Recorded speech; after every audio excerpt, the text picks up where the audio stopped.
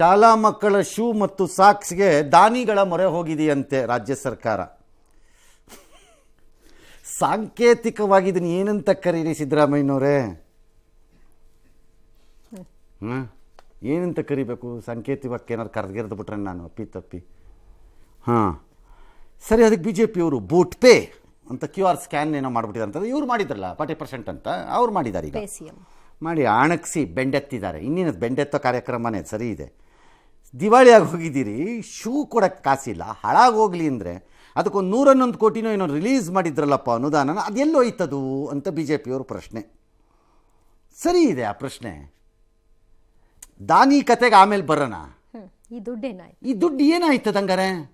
ಕೊಟ್ಟಿದ್ರ 111 ಕೋಟಿನಾ? ಅದೆಲ್ಲೋಯ್ತದು ಆ ದುಡ್ಡು? ಏನು ನೋಡ್ರಪ್ಪ, ಯಾವನ್ ಶೂ ತಿಂದವನು? ಶೂ ತಿಂದ ಗಿರಾಕಿ ಯಾರು ನೋಡಿ? ನಂಬಕ್ಕೆ ಬರಲ್ಲ ಈ ರಾಜ್ಯ. ಏನು ಬೇಕಾರೆ ಹೇಸ್ಗೆ ತಿನ್ನೋರಿಗೆ ಶೂ ತಿನ್ನೋಕ್ಕಾಗಲ್ವೇನ್ರಿ? ಒಳ್ಳೆ ಕತೆ ಆಯಿತು. ಅದಕ್ಕಿಂತ ಕಡೆನ ಎಜುಕೇಷನ್ ಡಿಪಾರ್ಟ್ಮೆಂಟ್ನ ಯಾವ ಲೆವೆಲ್ಗೆ ತಂದಿದ್ದೀರಿ ನೋಡ್ಕೊಳ್ಳಿ. ಕನ್ಸಿಕ್ಯೂಟಿವ್ ಸರ್ಕಾರಗಳು ಸತತವಾಗಿ ಬಂದಿರೋರು. ಬೇಗ ಹೇಳ್ಬಿಡ್ತೀನಿ. ಶಾಲೆಗಳನ್ನು ಕಟ್ಟಕ್ಕೆ ಕಾಸಿಲ್ಲ, ಶಾರ್ಟೇಜ್ ಇರೋ ಕೊಠಡಿಗಳನ್ನು ನಿರ್ಮಾಣಕ್ಕೆ ಕಾಸಿಲ್ಲ, ಕಟ್ಟಿರೋ ಶಾಲೆಗಳನ್ನು ರಿಪೇರಿ ಮಾಡ್ಕೊಳ್ಳೋಕ್ಕೆ ಕಾಸಿಲ್ಲ. ರಿಪೇರಿ ಮಾಡ್ಕೊಳ್ಳೋದು ಬೇಡ ಅನ್ನೋದಿದ್ರೆ 8 ವರ್ಷ 6 ವರ್ಷ 7 ವರ್ಷದಲ್ಲಿ ಶಾಲೆ ಬೀಳೋದು ಖಚಿತ. ಯಾಕೆಂದರೆ ಕಟ್ಟೋದು ಹಾಗೆ ಆಯ್ತಲ್ಲ. ಟೆಕ್ಸ್ಟ್ ಬುಕ್ಗೆ ಸರಿಯಾಗಿ ನಿಮ್ಮ ಹತ್ರ ಕಾಸಿಲ್ಲ, ಯೂನಿಫಾರ್ಮ್ಗೆ ನಿಮ್ಮ ಹತ್ರ ಸರಿಯಾಗಿ ಕಾಸಿಲ್ಲ, ಶೂ ಮತ್ತೆ ಇದಕ್ಕೆ ಕಾಸಿಲ್ಲ. ಟೀಚರ್ಗಳನ್ನು ಕೇಳಿದ್ರೆ ಇಲ್ಲ ಅಂತೀರಿ, ಬಟ್ ಪ್ರತಿ ಸರಿ ಬಂದಾಗಲೂ 10,000 ಶಿಕ್ಷಕರ ನೇಮಕ ಅಂತೀರಿ. ಅವ್ರು ಎಲ್ಲೋಗ್ತಾರೋ ಗೊತ್ತಿಲ್ಲ. ಲ್ಯಾಬ್ಗಳು ನೆಗೆದು ಬಿದ್ದು ಹೋಗಿವೆ. ಕಂಪ್ಯೂಟರ್ ಟ್ರೈನಿಂಗ್ ಕೊಡೋಣ ಅಂದರೆ ಅದಕ್ಕೆ ಆ ಭಗವಂತನೇ ಬರಬೇಕು, ಅದಕ್ಕೂ ದಾನ ಕೇಳ್ತೀರಿ. ಇನ್ನು CSR ಫಂಡಲ್ಲಿ ಕೊಡಿ ಕೊಡಿ ಕೊಡಿ ಅಂತ ಒಳ್ಳೆ ಕಾಲಕ್ಕೆ ಬೀಳ್ತೀರಿ. ಲಜ್ಗೆಟ್ ಅವ್ರ ಥರ, ನಾಚಿಕೆ ಇಲ್ದೇ ಇರೋರ ಥರ ನೀವುಗಳು. ಯಾಕಂದರೆ ನಮ್ಮ ದುಡ್ಡಲ್ಲಿ ಗ್ಯಾರಂಟಿ ಕೊಟ್ಬಿಟ್ಟು ಬಾವುಟ ಆರಿಸ್ಕೊಂಡು ಓಡಾಡ್ತೀರಿ. ನಾನು ಕೊಟ್ಟಿದ್ದು ಅಂತ ಓಡಾಡ್ತೀನಿ. ನಿಮ್ಮ ತಾತನ ಮನೆಯಿಂದ ಕೊಟ್ರ ಅಂತ 1000 ಸರಿ ಕೇಳಿದ್ದೀನಿ. ಸಿದ್ದರಾಮಯ್ಯನವ್ರ ಮನೆಯಿಂದ ಕೊಟ್ಟಿಲ್ಲ, DK ಮನೆಯಿಂದ ಕೊಟ್ಟಿಲ್ಲ. ಜನರ ದುಡ್ಡನ್ನು ಜನರು ಕೊಟ್ಟಿದ್ದನ್ನು ನಾನು ಕೊಟ್ಟಿದ್ದು ಅಂತ ಹೆಂಗೆ ಹೇಳ್ತೀರಿ ಅಂತ 1000 ಸರಿ ಕೇಳಿದ್ದೀವಿ. ಅದಕ್ಕೆ ಉತ್ತರ ಇರಲ್ಲ, ಅದು ಬೇರೆ ವಿಚಾರ. ಈಗ ಇದಕ್ಕೆ ದಾನಿ ಅಂತ ಕೇಳ್ತೀರಿ. ಮಾನ ಮರ್ಯಾದಿನೇ ಇಲ್ಲ. ತಾನೆ ಚಪ್ಪಲಿ ಶೂ ತೆಕ್ಕೊಡಕ್ಕಾಗದೇ ಇರೋ ಪೋಷಕ ಸ್ಥಾನದಲ್ಲಿರಬೇಕಾದ ರಾಜ್ಯ ಸರ್ಕಾರದ ಮರ್ಯಾದೆ ಏನ್ರಿ? ಅವಮಾನದ ಪರಮಾವಧಿ ಇದು ನನ್ನ ಪ್ರಕಾರ. ಅದರಲ್ಲೂ ಕೋರ್ಟಿಂದ ಹೇಳಿಸ್ಕೋಬೇಕು.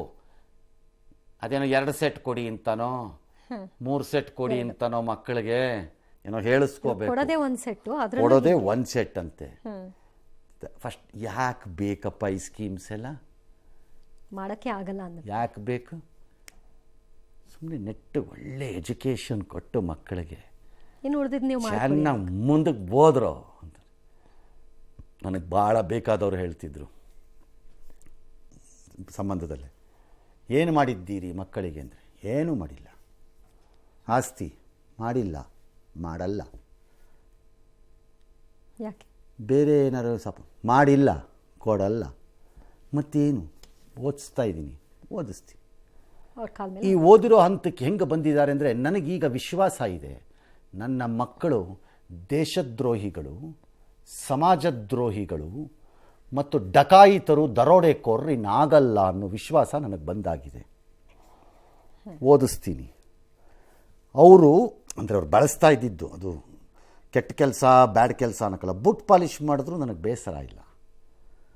ಈ 3 ಆಗದೇ ಇದ್ದರೆ ಅದನ್ನು ಮಾಡೋದು ಬಿಟ್ಟು, ಎಜುಕೇಷನ್ ಕೊಟ್ಟ ಮಕ್ಕಳನ್ನ ತಯಾರಿ ಮಾಡೋದು ಬಿಟ್ಟು ಬರೀ ಇಂಥ ಸ್ಕೀಮ್ಗಳನ್ನು ಮಾಡಿ ಮಾಡಿ ಮಾಡಿ ಮಾಡಿ ಮಾಡಿ ಯಾರು ಉದ್ಧಾರಕ್ಕೆ ಆ ಎಜುಕೇಷನ್ ಡಿಪಾರ್ಟ್ಮೆಂಟ್ಗೆ ಕೊಡೋ ಅಷ್ಟು ದುಡ್ಡು ಎಲ್ಲಿ ಹೋಗುತ್ತೆ ಅಂದರೆ ಯಾವನಿಗೂ ಗೊತ್ತಿಲ್ಲ. ಸುಮ್ಮನೆ ದುಡ್ಡು ಕೊಡ್ತಾನೆ ಇರ್ತಾರೆ. ಸುಮ್ಮನೆ ಟೀಚರ್ಗಳನ್ನು ಸಾಕಕ್ಕೆ ಹೋಗಲಿ, ಅದರಲ್ಲಿ ಒಳ್ಳೊಳ್ಳೆ ಟೀಚರ್ಗಳನ್ನು ಸಾಕಿದ್ರೆ ತಪ್ಪಿಲ್ಲ. ತಪ್ಪಿಲ್ಲ. ಕೆಮಿಸ್ಟ್ರಿನಲ್ಲಿ 3 ಕೆಮಿಕಲ್ಗಳ ಹೆಸರು ಹೇಳದಿದ್ದವರೆಲ್ಲ ಟೀಚರ್ ಆಗಿಬಿಟ್ಟಿದ್ದಾರೆ. ಮ್ಯಾಥಮೆಟಿಕ್ಸಲ್ಲಿ 4 ಸಮ್ಗಳನ್ನು ಸಾಲ್ವ್ ಮಾಡೋಕ್ಕಾಗದೇ ಇದ್ದವ್ರೆಲ್ಲ ಟೀಚರ್ಗಳಾಗ್ಬಿಟ್ಟಿದ್ದಾರೆ. ಮ್ಯಾಪನ್ನು ಬಿಡಿಸಿ ಕರೆಕ್ಟಾಗಿ ಇದಿದೆ ಇಲ್ಲಿದೆ ಇದಿಲ್ಲಿದೆ ಅಂತ ಹೇಳೋಕ್ಕಾಗದಿದ್ದವರೆಲ್ಲ ಟೀಚರ್ ಆಗೋಗಿದ್ದಾರೆ. ವ್ಯಾಕರಣ ಗೊತ್ತಿಲ್ಲದೆ ಇದ್ದವರೆಲ್ಲ ಟೀಚರ್ ಆಗಿದ್ದಾರೆ. ಸ್ಕೀಮ್ಗಳು ಮಾಡಿದ್ರೆ ಉದ್ಧಾರ ಆಗತ್ತೇನ್ರಿ? ಪೋಷಕರು ಇಷ್ಟೇ, ನಿಮ್ಮ ಮಕ್ಕಳು ಉದ್ಧಾರ ಆಗಬೇಕು ಅಂದರೆ ನಿಮ್ಮ ದಾರಿ ನೀವು ನೋಡ್ಕೊಳ್ಳಿ, ಇವ್ರನ್ನ ನಂಬ್ಕೋಬೇಡಿ. ಸಾಧ್ಯ ಇದ್ದವರು, ಶಕ್ತಿ ಇದ್ದವರು. ಇನ್ನು ಹೇಗೆ ಸರ್ಕಾರಿ ಶಾಲೆಗಳು ಎಸ್, ದಾನ ಕೊಡೋದು ತಪ್ಪಲ್ಲ, ಕೊಟ್ಕೊಳ್ಳಿ. ಪುಸ್ತಕ ದಾನ, ಇನ್ನೊಂದು ದಾನ, ಮತ್ತೊಂದು ದಾನ ಅನ್ಕೊಂಡು ಅದನ್ನು ಸರ್ಕಾರನೇ ಯಾವ ಲೆವೆಲಿಗೆ ಬಂದಿದ್ದೀರಿ ನೋಡ್ಕೊಳ್ಳಿ ನಿಮ್ಮ ಲಜ್ಗೆಟ್ಟತನಕ್ಕೆ.